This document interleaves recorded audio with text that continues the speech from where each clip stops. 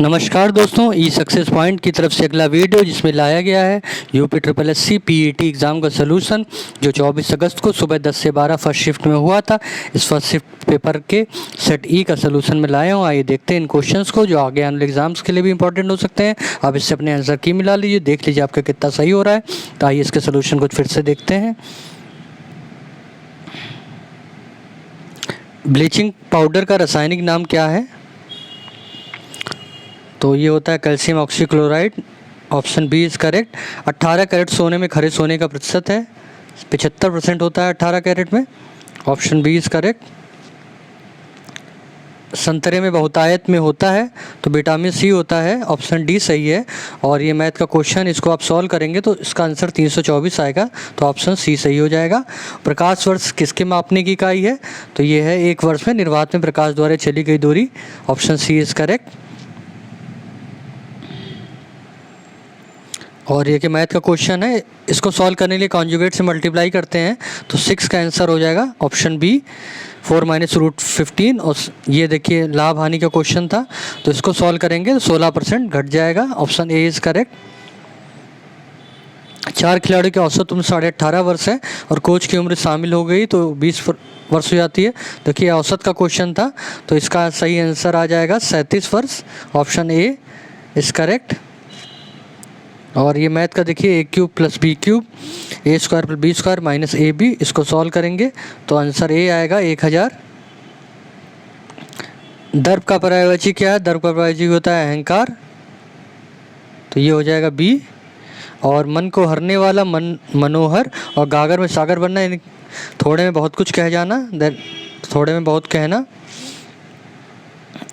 Option B is correct. शुद्ध वर्तनी का चयन कीजिए तो महत्वाकांक्षा ये सही लिखा हुआ है सी। और एकल का विलोम, एकल मतलब एक, बहुल मतलब बहुत। Option D is correct. फिर देखिए पैराग्राफ का क्वेश्चन था, इसका स्क्रीनशॉट ले लीजिए। इसका आंसर को मैं डायरेक्ट आपको बताता हूँ। तो 15वें का आंसर हो जाएगा D, reading and writing book. 16 का आंसर हो जाएगा सी। 17 का आंसर हो जाएगा C, a person having varied interest. Antonym of transparent that is opaque. और सिनोनिम ऑफ फेमस ये हो जाएगा पॉपुलर। पॉपुलर और फेमस एक ही वर्ड है, सिनोनिम्स हो गया। अब देखिए पक्षी विज्ञानी पक्षी से है, तो निर्विज्ञानी जो है वो है मानव से है। सी इज़ करेक्ट। फिर देखिए रीजनिंग क्वेश्चन था, इसको सॉल्व करना पड़ेगा। इसको सॉल्व करेंगे तो ये डी आएगा आंसर। और इस रिलेशन का क्वेश्चन था, तो इसमें बुआ आएगा सॉल्व करने पे। देखिए पेपर तो आप दे चुके हैं, केवल आंसर को मैच कर लीजिए, और जहाँ ज़रूरत होगा मैं क्वेश्चन को पढ़ भी दूंगा। और 25 अगस्त अगर थर्सडे को है तो कितने मंडे पड़ेंगे इस महीने में? तो इसको सॉल्व करेंगे तो 5 मंडे आएगा। और उस समय का चयन कीजिए बाकी शब्दों से मेल नहीं खाता, तो पनीर, मक्खन, दही डेयरी प्रोडक्ट हो गए, तेल नहीं मैच करता, तो सी इज़ करेक्ट। फिर देखिए जनरल नॉलेज के कौन सी दूरसंचार विश्व की सबसे 5वीं मजबूत ब्रांड है? तो ये मुकेश अंबानी की रिलायंस जियो। और बोल्ड परियोजना कहाँ लागू किया गया? तो ये लागू किया गया राजस्थान में। संयुक्त राष्ट्र की कोवैक्सीन के तहत मुफ्त वैक्सीन का पहला देश ये अफ्रीकन देश घाना। और लाइट हाउस परियोजना क्रियान्वयन नहीं हुआ है, तो बिहार की राजधानी पटना, यहाँ पर अभी नहीं हुआ है। भारतीय पहलवान का नाम बताइए जो डोपिंग के लिए 2 साल के लिए बैन हो गए हैं? तो ये सुमित मलिक हैं।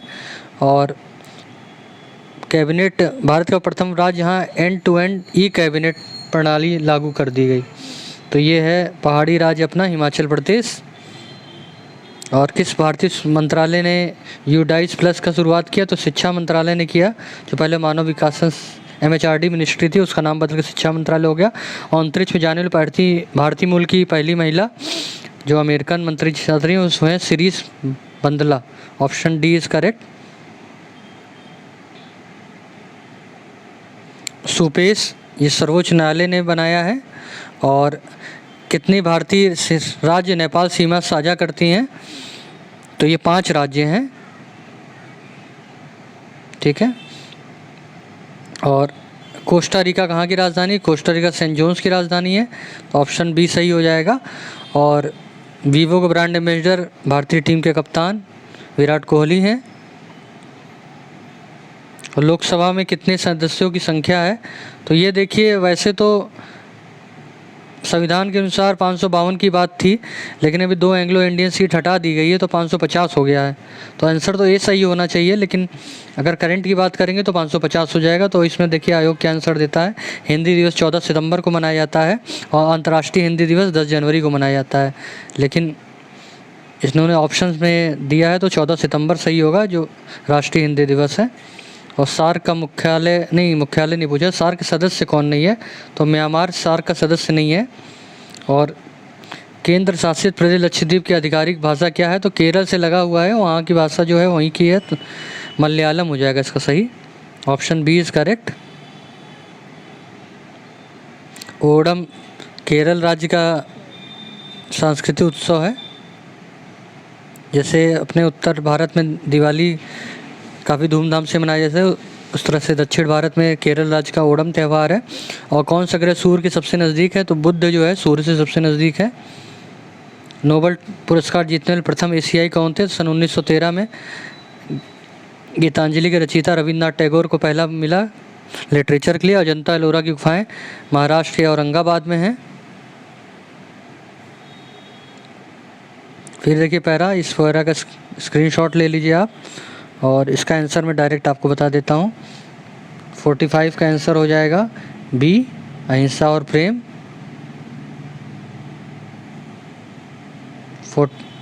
46 का आंसर हो जाएगा सी, अहिंसा द्वारा।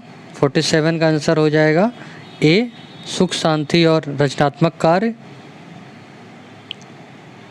48 का आंसर हो जाएगा डी, भली भांति। और 49 का आंसर भी हो जाएगा डी, मानव जाति के विकास के लिए।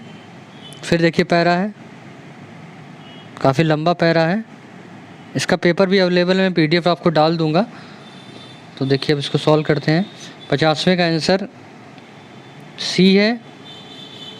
51 का आंसर डी है, यातायात और संचार साधन। 52 का आंसर सी है। 53 का आंसर ए है। और 54 का आंसर सी है। फिर देखिए ये आपका DI का क्वेश्चन, तो 55 का आंसर हो जाएगा। इसको देखिए सॉल्व करना पड़ेगा। छात्र भूगोल के पीछे इतिहास में अंक पाने वालों कितने अंक कम मिले? तो इसका आंसर बी। 56 का आंसर ए, आंकड़े अपर्याप्त थे, सॉल्व नहीं हो पा रहा था।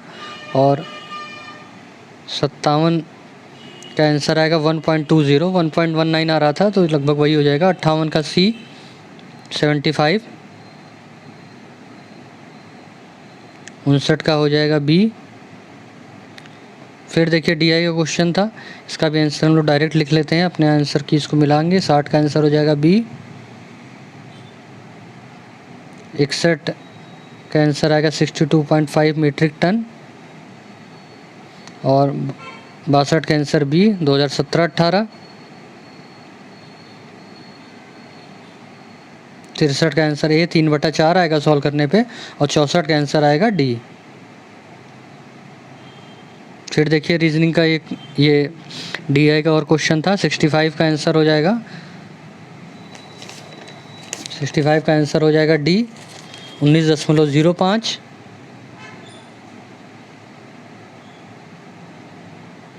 66 का आंसर हो जाएगा ए। और 67 का आंसर हो जाएगा सी, 2019। फिर 68 का आंसर है ए, इनमें से कोई नहीं। 69 का आंसर है 70 का डी हो जाएगा, 2016। फिर देखिए फिर DI का क्वेश्चन, काफ़ी क्वेश्चन DI से जिनका मैथ अच्छा होगा और वो पर्सन सॉल्व कर लेते होंगे, उनका काफ़ी अच्छा ही पेपर जाएगा और मेरिट भी अच्छी जाएगी इसकी। 70 का आंसर हो जाएगा बी। 71 का आंसर हो जाएगा ए, 1.04। 72 का आंसर हो जाएगा ट्रेडबुल, दैट इज सी। और 73 का आंसर हो जाएगा डी। और 74 का आंसर हो जाएगा बी, सितंबर।